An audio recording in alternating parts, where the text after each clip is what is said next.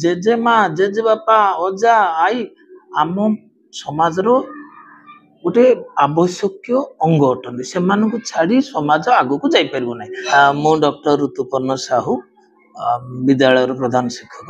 देखंतु डीएवी रे केवल जे आमे पाठ पढ़ू ता नुह पाठ सहित नैतिक ज्ञान समाजर आवश्यकता अनुଯାयी आम जदि आज देखा दिन को दिन ओल्ड एज होम्स बढ़ी चली जेजेमा जेजेबा जेजेबापा एमान सब अदरकारी हो जाउछंती जोटा कि समाज पाई भल संकेत देउना।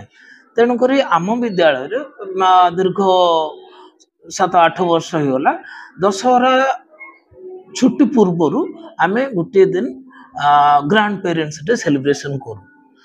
एथिरे केवल विद्यालय सर्वनिम्न श्रेणी एलकेजी यूकेजी स्टैंडर्ड 1 स्टैंडर्ड 2 रो छात्र छात्री माने भाग नियंती से माने एवं सेही चारोटी क्लास रो ग्रांड पेरेंट्स जेजेमा जेजेबापा अजा आई से मानको आमे निमंत्रण करिथाउ।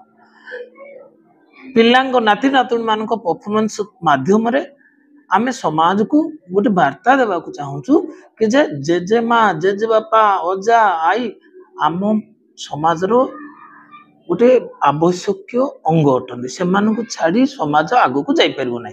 से माने होचंदी हमर अतीत से माने होचंदी हमर वर्तमान आ भविष्य को आगू को जीवा पई प्रेरणार उत्स।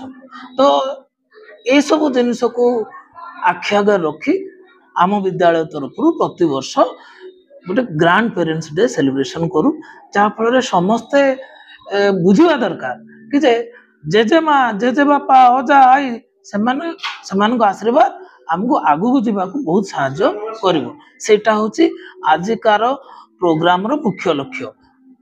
देखंतु आम विद्यालय प्रत्येक छात्र छात्री सेमानकर दैनंदिन कार्यक्रम प्रथम आरंभ करती बापा माँ को पाद छुई आशीर्वाद नहीं एवं आगु को मध्य आमे ए प्रकार काम प्रोग्राम को करिवु करी आसुचु आगु भी करिवु सो दैट आमे वैल्यू समाज को नैतिकता नैतिक ज्ञान जो कमी कमी चली ताकू पुणी आमे केमते रिवाइव करबा ता होची हमर मुख्य लक्ष्य।